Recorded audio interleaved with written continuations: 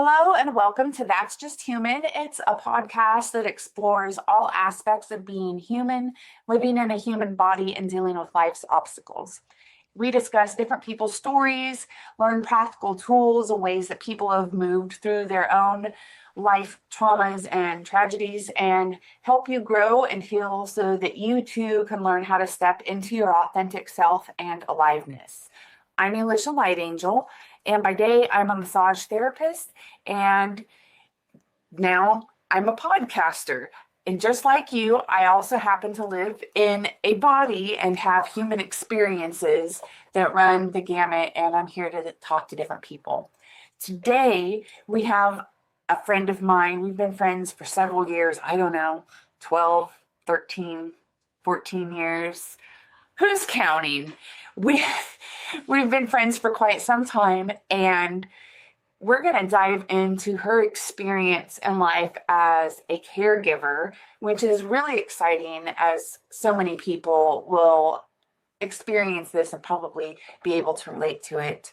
Please welcome my friend who's an author and a poet, Tonya Mills. Thank you so much for having me on. I'm really excited about your podcast and what's going on and what you're doing. And I can't wait to share my stories. Fantastic. I'm so excited. So let's just dive right in. You were a caregiver for your mom at the end of her life. Yes. And you also were kind of a caretaker for her when you were a child, too. That's true. That's very true. So let's start at the beginning. Like, what was childhood like and having to step into a role as a younger child, taking care of your mom? Well, honestly, childhood was crazy for me. My childhood had a lot of ups and downs. There was a lot of abuse, not just with me and my sister, but also with my mom. My mom had lived in a household when she was a child that was very abusive as well. And she suffered from depression a lot. So there were times where, I would walk into a room and find her sitting in the dark, smoking a cigarette and just staring out the window into nothing. And I felt like it was my responsibility to go in and make her feel better. So I spent a lot of time doing things in my life to make my mom happy, whether I wanted to or not. Cooking meals when she wasn't able to, doing all of the things that you would do for a loved one if you knew that they were depressed. And of course, I was only maybe 10 or 12 when I recognized something was wrong, but I had no idea what was actually happening. I just knew that she needed something. I just felt it, I guess. And so I started caring for her at a very young age. And then as life progressed and I got older, even into my teenage years, and then as an adult, because it was very hard for her to hold down a job or finances. And it wasn't because she was a bad person. It was because she didn't know how to do life. She wasn't, the way that she was raised was so traumatic for her that she just did the very best she could. And my mom was a wonderful person, and she had love for everybody. Her love was infinite for all people and things, but she just didn't know how to live.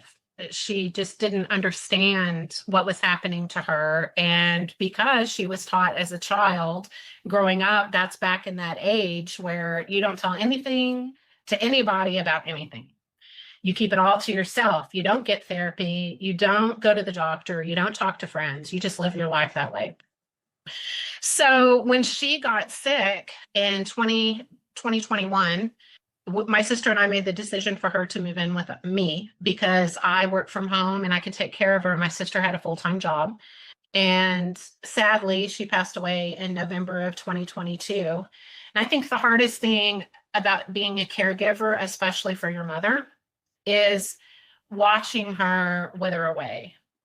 And also, it was after everything was said and done and she had passed, it was very difficult for me because I felt that I could have done more. I felt that I should have been more for her, more there for her, right? made her not eat the things that she wasn't supposed to eat because of the illnesses that she had. Maybe I should have moved her in with me sooner. Maybe if I would have changed her doctor, or because I was responsible for all of that. So I had a lot of guilt. I had a lot of regret. I had this one instance the Christmas before she passed, and she passed on 26th of November. And that Christmas prior to that, because she wasn't frugal with money, she wanted to buy this very nice, expensive wreath. And she didn't really have the money to be spending on that. And in the chapter that I wrote in the book, the book that you talked about earlier, the being an author, I mentioned how I snapped at her. And that stayed with me. And I didn't get her the wreath. I could have easily bought the wreath for her, but I didn't, because I was trying to prove a point. And I didn't know that was going to be her last Christmas. So it was very, very painful. And the regret that I had was overwhelming. It was unbearable. And I thought that it was going to be the end of me. I really did. I really didn't think I was going to be able to make it through that initial grieving period. And then I wound up writing that chapter, and the chapter is about guilt and regret and how I can't take on that responsibility. It's not my responsibility to take on that guilt and regret, because I did the best I could too. And I was learning something about myself that I didn't know before. So it wound up being an awakening for me in the aspect of, I need to stop blaming myself for all of these things. And because this is about caregiving, if I would not have cared for my mom, I would have never learned that lesson. I would have never learned that I have to let things go and not dwell on them. And if that makes sense at all. Yeah, absolutely. How was your relationship with your mom? If you were having to care for her on and off basically your whole life, and then up at the very end of her life being a full-time caregiver, was it good, so tumultuous? It was all of those. It was all of those things. So I was very close to my mom, because my mom was 20 when she had me. We basically kind of grew up together, sort of. I mean, a lot of people have children in their 20s. I had my daughter when I was 17. So I can relate to that, because my daughter and I are the same way. But because she was so young when she had me, and because she was so dependent on others, she was a very codependent person. It was tumultuous at best sometimes. There were times where we weren't around at all together, and she was kind of on her own doing her own thing, or she was living with my sister. The one thing that stood through all of that, though, is our love for each other. If she needed me, I was there. If I needed her, she was there. She was never there for me in a way that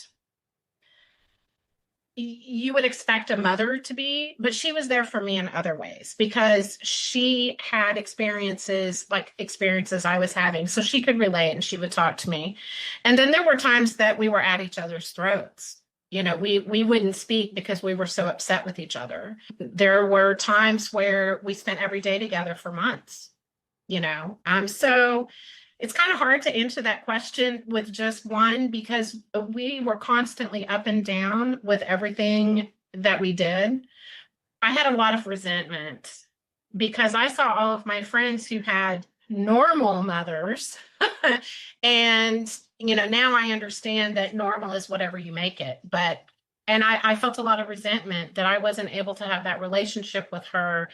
I felt like if something was really wrong, I couldn't go to her because she wouldn't have been able to help me, right?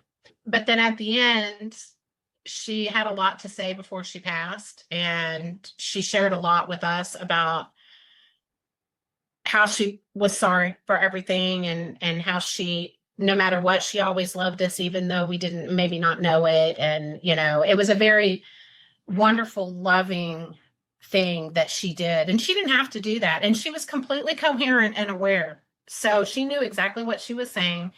And she didn't have to do that, but she did. And that made me understand so much about her. She knew she wasn't going to be here anymore. She knew she was going to be gone.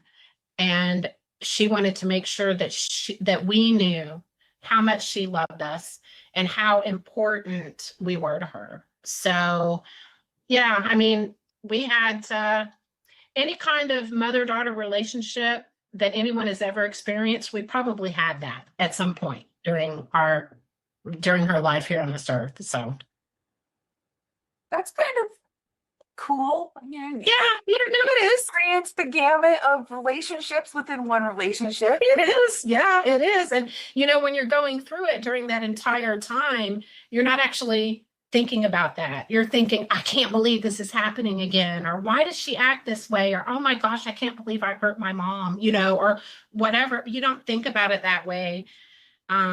It's not until you don't have that anymore and you take the time to work through it and to try to. I'm very big on figuring out why things happened and how I can learn or benefit from it.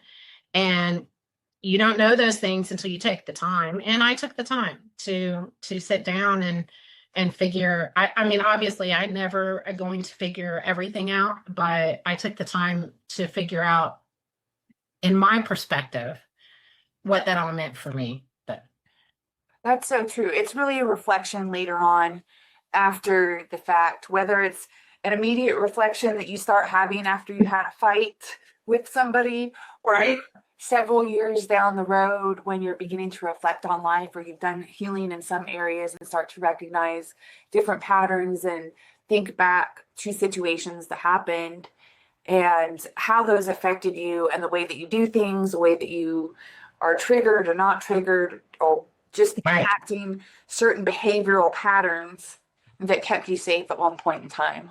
So I am Yes. curious how, if your mom had a tumultuous upbringing that caused her to be codependent, and then you come in as the next generation and you're caretaking her, how would you say that affected your emotional terrain and your space of being able to grow into adulthood and function as an adult? I didn't grow into an adulthood to function as an adult. I didn't figure out what was going on with my life because I experienced the same things my mom experienced, the abuse, and it went on for many years. And so I experienced those things as well. And how they talk about it's generational until someone breaks the chain, right? Yeah. So, and because of that, I had a daughter at 17, not because of, well, maybe because of that, I had a daughter at 17, but so I never had a childhood. I didn't have a normal childhood growing up. My mom left my abusive stepfather when I was 14 or 15. I met someone, I got pregnant at 16, had a child at 17, was married because the religion I was raised in told me I had to, right? I shouldn't have. It was a mistake to do it. And even my mom said, Tonya, don't do this. We'll help you. No, because this is what God wants me to do, right? Yeah. This is what God wants me to do. And if I don't do it, I could burn in hell, basically, was my thinking back then. So I never really had that transitioning in from a child to a teenager to an adult. I never had that because I went straight from being a 6-year-old to being abused until I was like 14, right? From being 14 to getting pregnant at 16 to having a child at 17. So there was no childhood for me. So what I did, I sowed my oats. My mom and my new stepfather, who is my dad now, and I love him, took care of Ashley for me. And they knew that I needed to go and experience. I saw her all the time. I didn't abandon her. I sent money home. I was there for every event, but I went and spread my wings. And in the process of spreading my wings, I got involved in a bunch of stuff that I shouldn't, did a bunch of things I shouldn't. But, bad decisions make great stories, right? So So I have lots of stories to tell, which is why I'm writing, right? But I didn't actually have an aha moment until I was probably in my early 20s. And I looked in a mirror and literally, when I say I didn't recognize the person staring back at me, that is not a metaphor. That is, I literally didn't. I turned around and that was my aha moment. That is when I started transitioning into adulthood at that aha moment. So when you ask about emotional, my emotional state and well-being, I didn't, that didn't come about until my late 20s or early 30s when I started actually recognizing something was not wrong with me, but that there was something going on with me. And I didn't even know at that time how to even look or do the work, right? I was still floundering, I guess you could say. And then I wound up going to therapy. And it's funny, I chose a therapist. I went to the therapist. I showed up. He opened the door and looked at me and he goes, "Who are you?" And I said, "I'm Tonya Mills." He's like, "I'm a child psychologist. I don't work with adults." And I said, "Huh, well, that's interesting." And he said, because I was there because of my childhood trauma. He said, "Come on in. Why are you here to see me?" And I told him my story and he saw me and I was in therapy with him for months because he recognized that what I needed to deal with was childhood issues and he was a child psychologist. And it changed my world. That little bit changed my world. So, and then I started recognizing how to actually, I don't know, correct or to change my perception of things and to grow and to learn. So, Well, I can imagine, even though you're physically in a body that is in your 30s, that your mentality was probably still stuck back at that 6-year-old child who started to have to do things that adults do, taking care of her mom, experiencing abuse that shouldn't be put on a child. And so you're stuck. And I know a lot of us get stuck. It doesn't even have to be a really bad situation. There's something that happens on an emotional plane that causes us to freeze, the fight, flight, freeze, fawn, that we begin to have these patterns because we're trying to keep ourselves safe. And we become paused in time wherever that happened. And so you have to go back to heal that aspect. And then, like you said, re-perspective yourself so you can move on and function better with the new experiences that you're having as an adult. that's right. I agree. 100%. Were there other things, since you did caretake for your mom, I would have maybe like cooking, stuff like that. Yes. For me, I was somewhat allowed in the kitchen as a young age. I guess whatever mom and grandma thought was age appropriate. So maybe it was mixing cookie dough batter or allowed to be supervised over the stove making Rice Krispie treats. And but not allowed to do things until I was more of a teenager and getting into just doing some basic, what I consider adult functioning things, making food for ourselves and being responsible, having a schedule, being able to adhere to when you have to be somewhere like at school. How do you self-manage going to school as a 6-year-old when you're the one taking care of your mom? I honestly don't know how I did it. I just know I felt responsible for my little sister. She's 3 years younger than me. So I didn't really start like getting in the kitchen and cooking until I was like 8. So when I was 6, and I'm going to be honest, there's a lot of stuff I don't remember. But I do know that when I was 8, I was cooking real meals, like Wow. spaghetti or burgers or whatever. We were latchkey kids. So, and not at 8, probably more like 10. But I would get home, we would have chores to do, just like everybody does, not allowed to watch TV, do our homework. We had one snack. And then my mom would get home, if I remember correctly, but maybe around 6, and I would have to have stuff prepped. And then she would cook.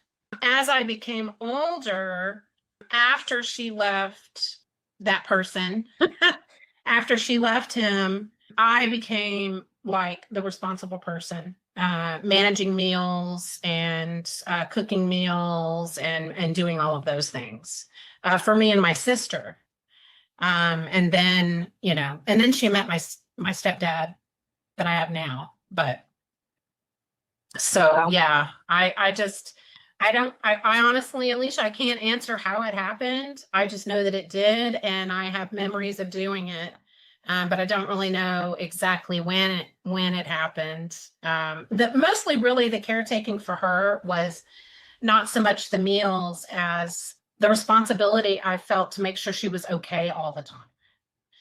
And making sure that, I mean, she got up and went to work. She was a functioning person with depression, but she got up and went to work and did those things, but that's all she did. I mean, she cleaned, she did things, but really our chores were cleaning. So my responsibilities and the caretaking, the way I consider it to be caretaking, is always making sure she's okay. And when she's sad, trying to make her happy, and always doing things for her to make her better. Although I didn't really know what I was doing, but I wanted to make her better. So that was the caretaking for that. And then throughout my life, that it was the same thing, making sure she was happy, wanting to make sure that she took care of herself. And then when she got to where she couldn't hold a job or anything like that, she lived with me. So that was full blown. I bring in all the money, I pay the bills, I do the groceries, I do all of that. And then when she got that in life.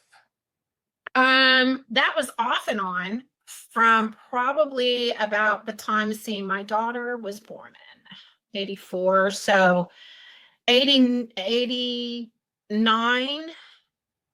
all the way to probably almost to the mid 90s. We lived together, and she worked, I worked, we both worked, I worked, she worked. I mean, it was, and then she got a job and she started kind of being on her own and doing her own thing. And, she met my stepdad that I have now. I'm trying to get the timeline right in my head, but she met my stepdad, then they were together, and then they weren't, and then they got remarried. And I don't know, that was kind of a crazy story. And then she just kind of stopped doing everything.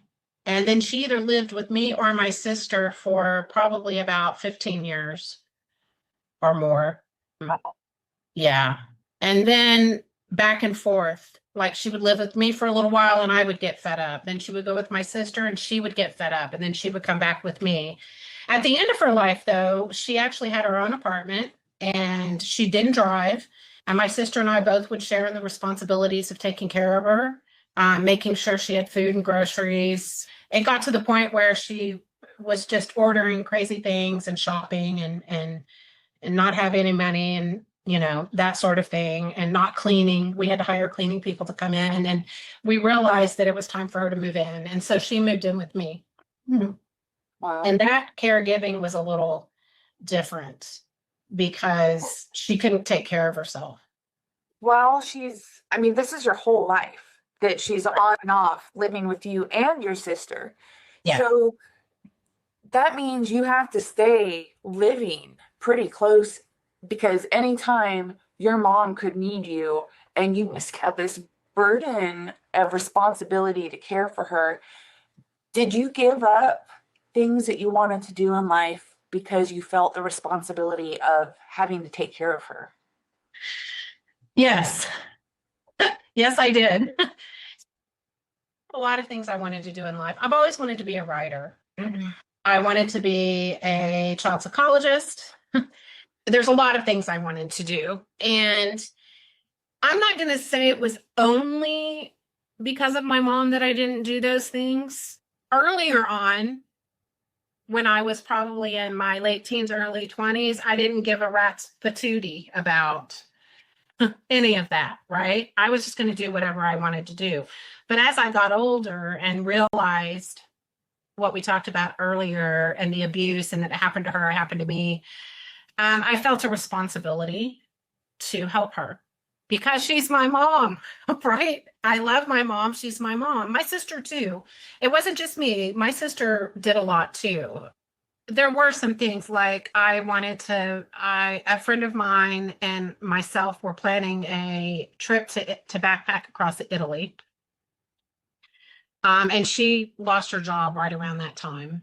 And so we were living in an apartment together. And other factors fell into that too, but I had to totally stop, not do that. And then I think too, it wasn't that I didn't do it because had to be near her or taking care of her. I think with all of the things that happened, I honestly didn't think I was capable of doing those things. It was a combination of things, of how I grew up. Am I going to be like my mom? I remember saying, I never want to be like my mom. Never want to be like my mom. Meaning I wanted to be independent, financially stable, responsible, not depressed, and not look at life the way that she looked at life negatively, right? I didn't want to be like that. But I think that living that way created in me, and having to do all those things for her created a lack of self-confidence in myself that I didn't think I would be capable of doing those things because I was my mother's daughter. Excuse me. So in a way, yes, there was a lot of things I didn't do, but it wasn't specifically because I thought I needed to stay there. It was more of that along with the results of the trauma and dealing with her and being like her and worried about being like her. So, do you feel that you have successfully not been like your mom? Yes and no. Yes, because I am financially stable. I do not suffer from depression. I do not take medication for depression, although I have before. And I actually hit my issues head on instead of burying my head in the sand. And that's what she did. Instead of hitting it head on, she didn't like confrontation and she didn't know how to deal with it. So it's not her fault. She just didn't know how. And I have learned and have the tools now to do that, which she didn't. So in that way, yes. But the one thing that stuck with me that some people may say, oh, that could be a crutch, is she gave me, not by doing, but by showing, because of the things I had to do, the ability to want to help people, right? To want to be kind of in a service oriented type, not career, but, just I just want to help people. It's just part of who I am. And also being intuitive and being empathetic, which I am, sometimes too much. Sometimes it's a little overwhelming, but I learned all those things because I did those things for my mom. So she left me with that. Now, she didn't do that, but she taught me to do that by having to take care of her and having to do those things for her. So I learned a lot of valuable lessons. She left me with a lot. And then lastly, but not least, one thing she did do wholeheartedly is taught me how to love well. She taught me how to love well. And because she loved us. And even though she was in a position and kept us in a position of abuse, it wasn't because she didn't love us. It's because she didn't believe she could do any better. And she thought that she wouldn't be able to do it on her own. So it was either in her mind, I believe it was either be on the streets with 2 children or be an abusive relationship, right? Wow. I don't know that she knew what was happening to my sister and I. I don't know that she did know eventually, because she found out because we told her. And there are reasons why we didn't tell her, which we can go into another time. But she loved us. And when we got spanked by the other person, after it was all said and done, quietly not allowing him to know, she would come in and let us know that she loved us, and explain, tried to do her best to explain. And then he was also very much a bigot.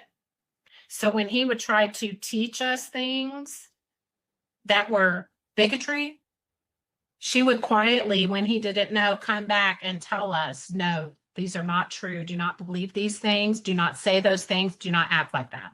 So she loved us, because that right there proved it. Because if he would have found out, it would have not been pleasant for her. So, yeah.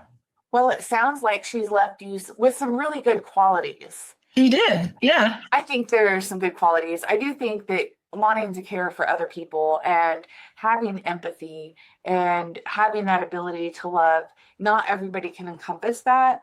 And but everybody needs that. I agree. Whether they can have that or not. Yeah. There are some really beautiful things she left you, and probably your sister as well. Absolutely. So when it came time to the end, you said 4 months of 4 or 5 months. She was here about 4 or 5 months, and I may have that timeline wrong, but she came to live with us, and she was not doing well at the time. At the time, though, we didn't know that it was as bad as it was. She was having a hard time walking and feeding herself. She was very weak. She was sharp as a tack the whole time. She never lost her wits. She always had her sense of humor, but she just couldn't take care of herself. Her body was very weak. For that entire time, I really never could leave my house unless I had someone here to help. And my husband works a lot. His hours are very crazy, and so he was not home a lot. So it was up to me and my sister, who would help, and my daughter too, who's grown, and she would help. So if I needed a break, my daughter would come, or my sister would come and stay at the house. So there was a lot of helping her to the bathroom, and cooking her meals, and making sure, she was taking her medications, and organizing the medications, keeping contact with the doctor, and cleaning up any messes that were made, trying to get her to get up out of the bed, to move around a little bit, trying to get her to go outside when it wasn't too hot or too cold. It was very stressful. It was really tough. And there was a lot of it that, again, I was feeling resentful. And I wrote about this in my chapter. I was very resentful, but then I would feel guilty for feeling resentful. So it was a lot of emotions to navigate, and at the time, I didn't know what was happening internally, because there was too many outside emotions happening everywhere. And so it was very difficult to navigate it. And I was so exhausted that I didn't have the time to sit down and try to figure it out. You're just doing what you do, and then you're so tired that, I love doing shadow work and learning about things and trying to figure it out.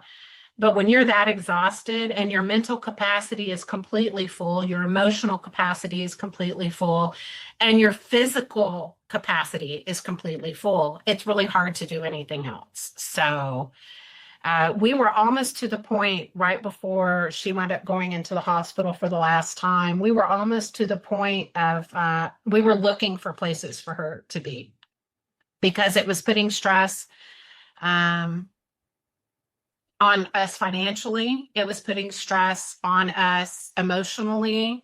My husband's very supportive, and it was not putting stress on our marriage. In a way, there was stress, but not in a way that was in a negative. It wasn't a negative way. It was more of a, we don't have any time together, and his schedule is always so busy. And when he is there, I'm taking care of my mom. So I was really lucky to have my sister and my daughter to help. I wasn't all alone at all. But when it's 3 o'clock in the morning and you can't sleep because you're so exhausted and you don't really understand why this is happening and you're resentful and you have all of these emotions, nobody can make you feel like you're not alone at 3 o'clock in the morning. When you're suffering through all of this, my husband is working. I'm not going to call my sister. And plus, two, I don't, and are my friends. I have a great support system, but I'm the kind of person that I have to deal with it on my own.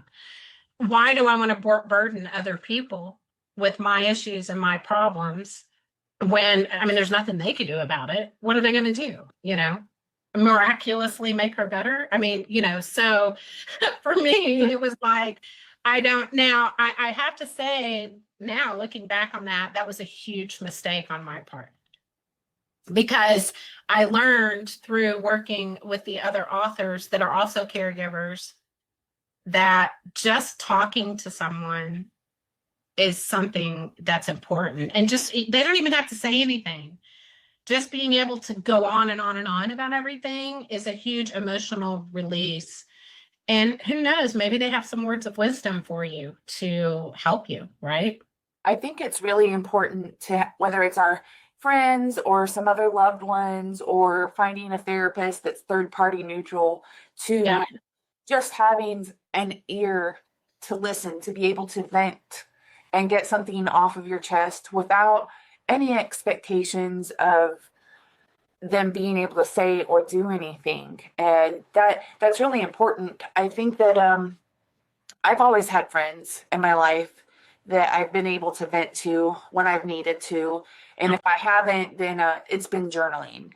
So I'm not a big journaler, but when I'm super heavy in chaotic emotions and my mind is going 100 different directions and I just can't focus on anything, then I'll usually go to journaling, because that's the way I can, number one, just get things out of my head, kind of like when you do a brain dump, but you're brain dumping your emotions. Right. And That's why I write poetry. And then working stuff out, and then it's easier to reflect afterward. Yep. So was it after your mom passed that you started writing? So I've been writing since writing came about because I wanted to escape my childhood trauma, my abuse that was going on. So I started writing I wrote my first poem when I was 7 or 8. And I've written a lot of little short story, kid stuff, kid stories and stuff. But I've been writing since I was 8 years old. I actually started getting serious about writing when I think it was June of 2021, maybe. I'd have to look at the dates, but and I ran across someone who is now my writing coach and my mentor and one of my great friends, which is amazing. And so I started writing at that point in time.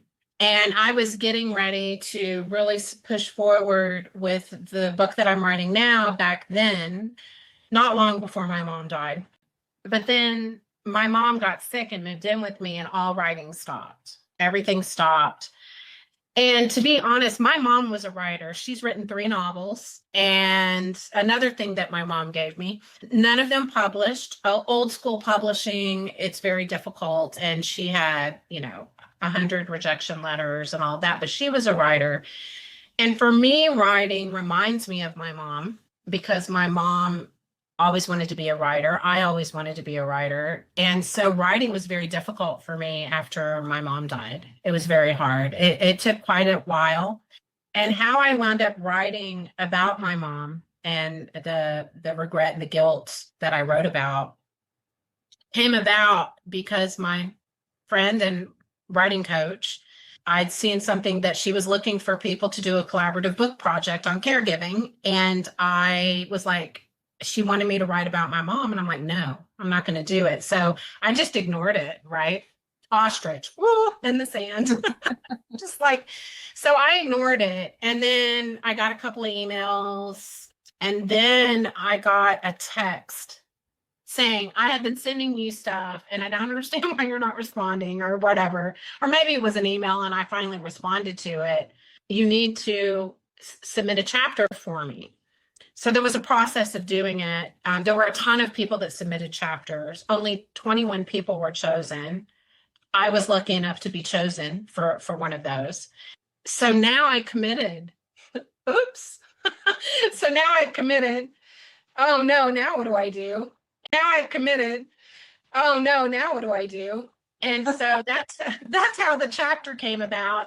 It's probably one of the most difficult things I've ever written in my life. It Wow. was very hard. However, the amazing thing is it was also one of the most therapeutic things I've ever done in my life because I was wrestling with so much. I was having nightmares, and one of them is in the chapter, but I was having all of these crazy things happening around me. And I'm a big believer in energy. What you give is what you get, karma, universe, put it out there, bring it back. And I was putting out some pretty bad stuff, obviously, because I was getting some pretty bad stuff back. And after I wrote that chapter, everything calmed down. I was able to process my emotions and feelings, my guilt, my regret, my resentment, my grief, and everything changed after that. Not just processing all of that information and all that, those emotions, but it also made me a published author for the first time in my life, which also gave me the confidence to believe in myself, which I already was starting that process, but I kind of had imposter syndrome, right? Who's going to want to hear anything I have to say? So another gift my mom gave me. Wow. I didn't realize that you even experienced imposter syndrome. It makes sense. I think most of us at one point in our life or another will experience imposter syndrome with something called grief. But we just see other people as, oh yeah, you're doing this, you're really good at it. And then as a person in the seat, you're like, maybe I am, but maybe I'm just faking it. I don't know. That's pretty cool. Isn't that interesting though? Because I see people like that too. Oh, well, and then I hear something like that. And I'm like, no, that's impossible. It's, how we view ourselves is such difference. We don't even know how other people view us, but we just automatically assume that they're looking at us in the most worst light, right? I mean, I can't be having imposter syndrome. Nobody's going to really believe that I can do this or, whatever. When you just said, who knew? Yeah. Well, if you would believe it, I suffered from imposter syndrome for at least 5 or 6 years of my massage therapy career. Wow. Here I went to school. I made the good grades. I passed the test with flying colors. I got my license. I was out there doing the thing, but I just didn't feel real. And it didn't matter how many people told me that they thought I was good or I was the best massage that they've ever had. There was still something inside of me that just didn't feel that. And it took me a long time. And that was also me sorting through other emotions and insecurities that I had in my own life to get to the point, now I've been doing it over 15 years. I don't feel like an imposter. No. I feel like a professional at this point. Right. Totally are. You totally are. And I'm running my own business, self-employed, but still running my own business and doing the things and being successful.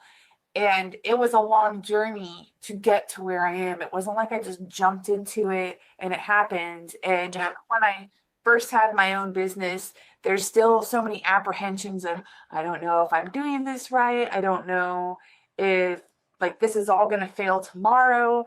Suddenly everybody's just going to hate me. I've gone through that this ridiculous. I realized at one point I was going through this cycle in the back of my mind. It wasn't like a forefront thing, but I started to think, oh no, I'm going to go in and everybody's going to cancel on me and never want to see me again. Like absolutely ridiculous thoughts. There's no reason for it. I hadn't done anything. There's been no experiences, but some little chatter in the back of the subconscious or teeny tiny far down in the conscious is Mhm. bringing that up. And that was something that I had to address and realize, oh, maybe I'm being paranoid that everybody's just going to abandon me or put me out there. And that's not the reality of the situation. And I've had to learn to overcome that. And That nasty, nasty little inner critic. it is. Mhm. Yeah. Yeah, there's this. I just want to say this real quick because it's something that I live by. When that nasty little inner critic comes in, there's a book by Michael Singer, and now I can't think of the name of it. It just left my head. But in the book, he says that inner critic. I want you to sit down on the couch, and I want you to create a visualization of that inner critic, and I want you to take it out of your mind and put it on the couch next to you. And I want you to talk to that like it's a human being, like it's a person. And I want you to say things and then let that inner critic answer back just like it does in your head. You know, hey, I can't wait. I'm so excited. I'm going to be an author. I'm writing a book. Yeah, right. Nobody's going to buy that book. Yeah, no, they will. They will buy that book. It's going to be amazing. I'm going to help people. You're not going to help anybody. And after you have that conversation, say, would you be friends with that person? No, I would kick them out. Absolutely not. I'd be kicking their butt out the door. So now when that inner critic pops in going, this is what I say, you are not my friend, go away. You know? Right. Yeah. So, and it works really, it may not work for everyone, but it works really good for me. I'm like, you're out of here. I'm going to have to try that. I once heard something, I don't know, I was listening, reading, whatever, and it was about like inner critic and inner cheerleader. And you want to work toward getting your inner cheerleader to be the main voice in your head over that inner critic. And yeah. So you have the cartoons where you've got the little angel and the little demon. Well, instead, I think it's more like we have an inner critic and we have an inner cheerleader. And one of them's louder than the other. Which one are you listening to? Right. Absolutely. Yes. So for the audience, what is the name of the book that your story is written in? The name of the book is The Caregiver Chronicles. 22 family caregivers get real about the ties that bind. And it was a collaborative book project with a grant that was given to my writing coach from the Pasern Family Foundation out of California. The gerontology department at USC is the place that the money was, and she works for USC. So that's where the money came from. So none of the authors received any payment. They donated their words and their time to the book. And they're all different stories about all different things, bipolar, schizophrenia, paranoid schizophrenia, motorcycle accidents, car accidents. And these are all family, friends, aunts, uncles, grandparents of caregiving journeys of these people. Mine is chapter 8. It's called Bubble of Regret. And there is a reason that you will find if you read that chapter what bubble of regret means. It's something from my mom. And it's my story of how I dealt with the caring and mostly the death of my mom and my reflections on the shoulda, coulda, wouldas. What if? Why didn't I? I should have, kind of. And what came out of that. And I've given you a little bit of it today, but all the stories are absolutely amazing. And several of them were very big aha moments for me in some of the other chapters, but they're all wonderful chapters. It's a great book. Yes, I haven't read the whole book, but I've read some of the stories out of it, and I would say if you're like me and you're a crier, have a box of tissues next Yes. to you while you read the book because they're very heartfelt, and I was crying reading some of them. It literally is like I could read a story and then we're not touching that book for a little while because I Right. can just process that person's story and how heartfelt as that the situation that they went through and what they experienced. I would highly recommend it as a good read. Not necessarily a coffee table book, but kind of No. No, definitely not a coffee table book. something that you could go to and read a chapter here and there and possibly relate or get an insight into what some people's journeys are. I feel that this book is the epitome of resilience, Mm. of doing something that can be horrible and wonderful at the same time, and coming out on the other side with not only the knowledge of what you've accomplished, but the person that you've become from going through it, right? And, everybody is going to have at one point in time either be a caregiver, have to be taken care of as a caregiver, or know someone who is getting caregiving. It's because we all age and everybody dies. I mean, it's just a fact of life. It's just what happens. And I think that this book is something completely different than anything else that's been done, because it shows the real nitty gritty and what's happening after, right? Not all of them. Some of them are still caregiving. I had the privilege of meeting a lot of the authors recently on a trip to California. Now, you have to remember, none of us have ever met in person. All of this was done online, by back and forth, the book, the collaboration. So I had the privilege of meeting some of these authors in person. But I think that the book is definitely a story of humanity and resilience and human nature. You're going to read some of these stories and think, I cannot believe these people are thinking these things, because they are. I mean, there's a lot of anger and frustration in caregiving. So I think it's even for someone who has never been a caregiver, there's a lot to learn from the book. I agree. I think it's a great book. So I'm going to put a link to that in the show descriptions. You can get it on Amazon if you just look for the Caregiver Chronicles, but easy links are always nice to have as well.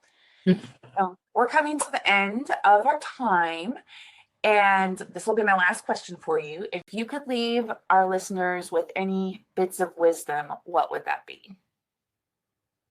Oh, I think to always take a second look at yourself. No matter what you're going through, always look at what I'm a big believer in. Everything happens for a reason. And to, instead of automatically assuming everything is bad, try to find the light within the darkness, because we all know the saying, there is no darkness without light, and there is no light without darkness. So not being too hard on yourself and trying to be more of who you are instead of who you think people want you to be. Because in your authentic self is where you're going to find the most light. Not that there won't be any dark, but the most light. And it's going to be where you're most happy and most passionate. And I have found recently most successful. So find out where you fit, what it is, be who you are, and don't let anyone tell you to be something else than what you want to be. Beautiful. Great words of wisdom. Thank you so much for coming on the show today and sharing a piece of your story and a piece of yourself. It's been a really nice conversation. I've appreciated talking to you. Yes, it's been wonderful. I appreciate you having me on. Thank you so much. You are welcome. So if you're listening and you enjoyed the show, please subscribe or write a review. share with a friend. If you have a story or something that you would really like to share about something that's happened in your life, there is a link for you to apply to be on the show in the description. And I leave you with this. As you embrace your humanness, be kind, be you, and remember, everything is part of the